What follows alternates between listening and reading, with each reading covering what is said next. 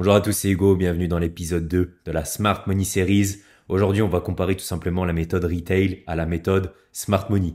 On a vu dans le premier épisode l'introduction à la Smart Money, ce que c'était. Maintenant, on va comparer les deux. Et pourquoi, selon moi, vous tous les traders particuliers, etc., devraient trader le Smart Money. Pourquoi? Tout simplement car on se place du côté des banques.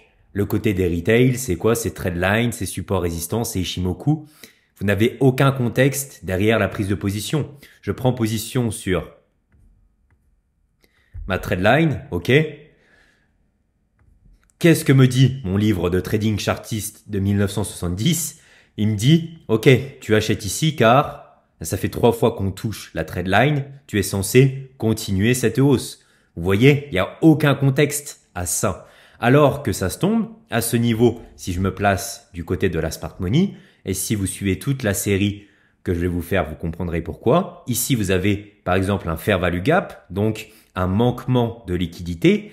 Et ce qu'a fait le marché, l'algorithme du marché, c'est qu'il est revenu repricer à ce niveau pour inviter de la nouvelle liquidité à ce niveau, car la liquidité ici était absente, ce qui fait naturellement pousser le prix par la suite vers le haut. Vous voyez, vous ajoutez sur chacun de vos trades un contexte derrière l'analyse graphique et c'est pour ça que la plupart des retail sont perdants sur le marché.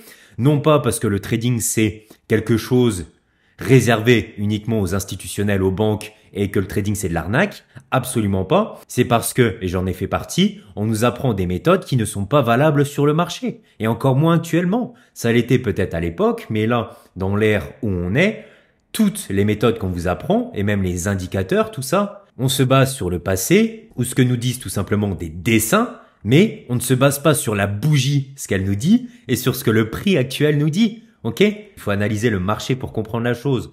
Donc par exemple, ici, je vous ai pris l'exemple bateau.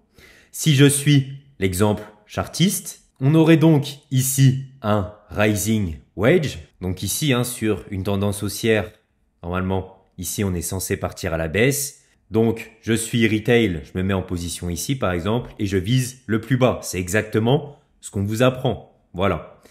Et qu'est-ce que fait le marché? Bien évidemment, il ira toujours dans le sens inverse car les institutionnels se servent de ce type de schéma qui n'ont aucun contexte derrière pour prendre la liquidité et se placer sur le marché. Ils profitent de ces méthodes, tout simplement. Et moi, qu'est-ce que je vois sur le marché? Et encore une fois, vous le verrez sur ma chaîne au cours du temps. Je vois uniquement que des bougies de displacement haussière qui me laissent des fair value gap. Ici, j'ai un fair value gap qui me sert de support. Ici, j'ai un fair value gap qui me sert de support. Les corps respectent parfaitement. Et ici, j'ai encore un fair value gap qui me sert de support. Donc, ces fair value gap me disent que la smart money est présente sur le marché et qu'elle veut monter à la hausse. Et à chaque fois, ils sont parfaitement respectés. Donc pour vous, ça peut vous paraître peut-être encore un petit peu abstrait, là, le fait qu'une mèche revienne dans ce fair value gap et rejette. Mais ça veut dire que la smart money est dans votre sens et veut monter. Donc les figures comme ça ne marchent pas. Placez-vous dans le sens institutionnel grâce à ce que vous disent les bougies. Regardez, aucun indicateur, rien du tout. Mais là, je sais que le marché veut monter. Il me dit exactement la même chose. Tous vos fair value gap haussiers sont parfaitement respectés. D'accord ?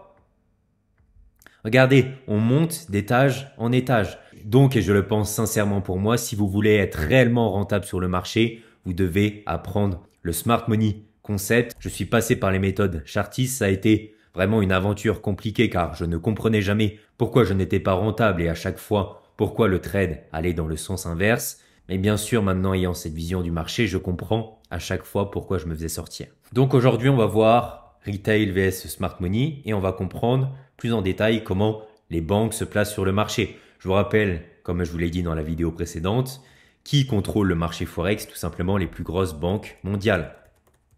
Et les fonds privés, etc. Mais on a vu que c'était les banques. Donc par exemple, BlackRock, que vous connaissez sûrement tous.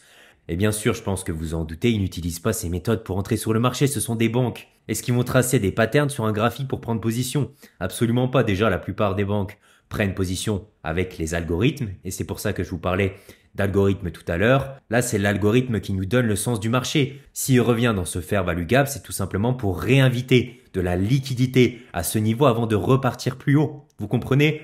Donc vraiment, la méthode Smart Money, vous mettez toutes les chances de votre côté pour enfin être rentable sur le marché.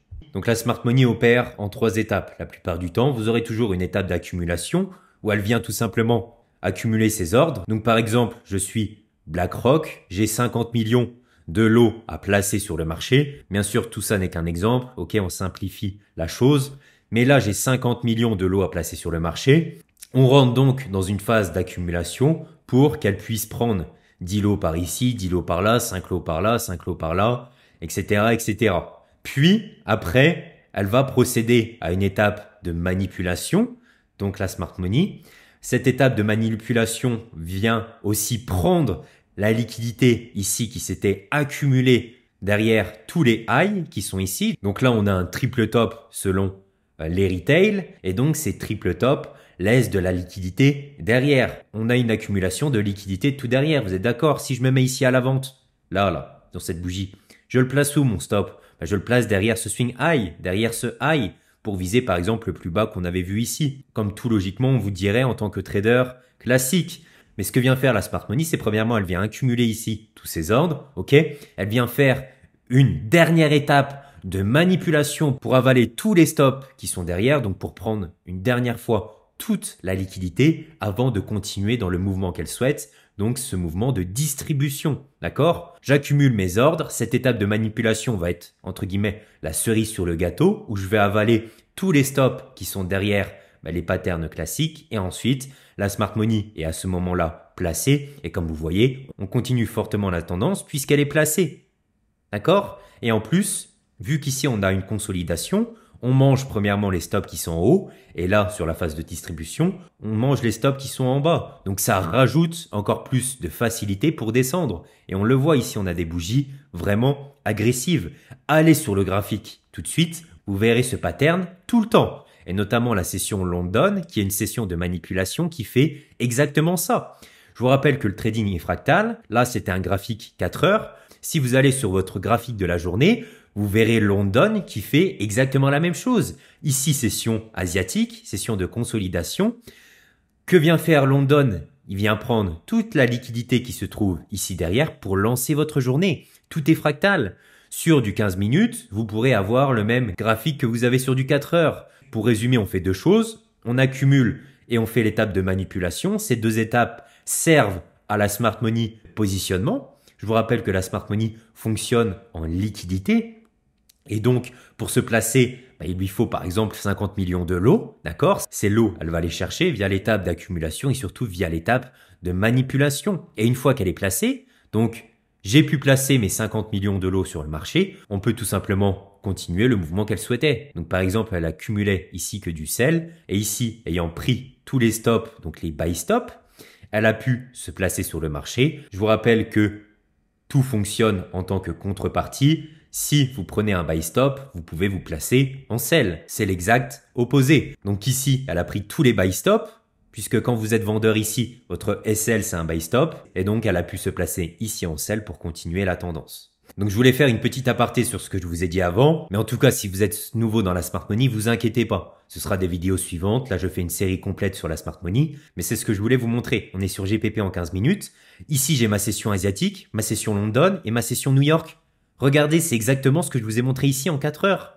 C'est exactement le même schéma. Consolidation. D'accord? Manipulation pour lancer la journée. Et distribution. Regardez, c'est exactement le même pattern. Et le marché évolue que comme ça. Tout simplement pour que la smart money, les banques, tout logiquement se placent sur le marché. Donc ici, un autre exemple, on a un drapeau, vous êtes d'accord que la plupart des traders se placeraient ici et mettraient un buy comme ça, ok, avec un SL comme ça. D'accord que c'est ce que feraient la plupart des personnes. Et qu'est-ce que vient faire la smart money? Elle le sait, etc. Et ça se tombe, comme je vous ai dit tout à l'heure, on a aussi ici un fair value gap qui a été laissé. Donc l'algorithme doit repricer à ce niveau. Donc en plus de prendre ici toute la liquidité qui se trouve derrière, comme on a vu tout à l'heure, là, derrière cette trade line, puisque bien sûr des personnes se seront mis avant en long ici, ok, ils visent peut-être un plus haut là-bas aussi. On a donc à chaque fois de l'accumulation de stop derrière cette trade line. Pareil ici, on avait un double bottom. Donc il y a par exemple Julien qui se place sur le marché. Ici, on a un triple bottom. Donc il y a Stéphane qui se place sur le marché, etc., etc. Vous comprenez à chaque fois qu'il y a de l'accumulation de stop ici. Et qu'est-ce que viendra faire la smart money? Elle viendra avaler tous ces stops, donc accumulation. Elle avale ici tous les stops et ensuite elle part faire la phase de distribution. Donc accumulation, manipulation et distribution. Et le pire, c'est que, et je le voyais d'ailleurs à l'époque quand je tradais ces méthodes, c'est que j'avais la bonne direction, d'accord, on continue à la hausse, mais à chaque fois, je me faisais sortir et je comprenais pas pourquoi. Maintenant, bien évidemment, tout paraît logique. On vient ici chercher tous les stops et on reprice ici, tout simplement dans ce fair value gap pour continuer cette hausse. Donc regardez ici l'exemple parfait. Ok, on est sur une tendance baissière, on est sur du 2 heures. On doit donc continuer cette tendance baissière via ici notre figure chartiste, d'accord? On doit faire quelque chose comme ça. Donc je suis vendeur, je prends par exemple position ici, on est d'accord? Je mets mon SL, peu importe, on va dire ici ou derrière l'ancien swing high, derrière l'ancien haut et je vise par exemple le plus bas qui est ici, d'accord? Je prends position ici, c'est pareil. Même chose, ici, on touche une deuxième fois cette trendline, on rejette, exactement même setup, je prends position comme ça, d'accord? Donc il y aurait certaines personnes qui prendraient position comme ça, et il y en a qui se diraient, ben moi je vois plutôt un long sur cette paire, d'accord? Donc je prends par exemple ici, position, je mets mon SL derrière l'ancien plus bas et je pars à la hausse. Ici, on touche une nouvelle fois cette trendline, je suis encore certain qu'on part à la hausse, je mets mon SL derrière ici et je vais donc à la hausse. Vous voyez, à chaque fois derrière ces deux côtés des trendlines, on a de l'accumulation de liquidité. On a de l'accumulation de stop, puisque là, on est dans une phase d'accumulation. Donc, on viendra faire par la suite une phase de manipulation. Donc là, on est censé partir à la baisse. Rising wedge in a downtrend. Donc, rising wedge sur une tendance baissière. On est censé partir à la baisse et au moins toucher ce plus bas là, au minimum. Et encore, il me semble que si j'utilise les bonnes méthodes, il faut prendre toute cette expansion et faire un copier-coller pour qu'on ait tout simplement un objectif pour notre prochaine expansion.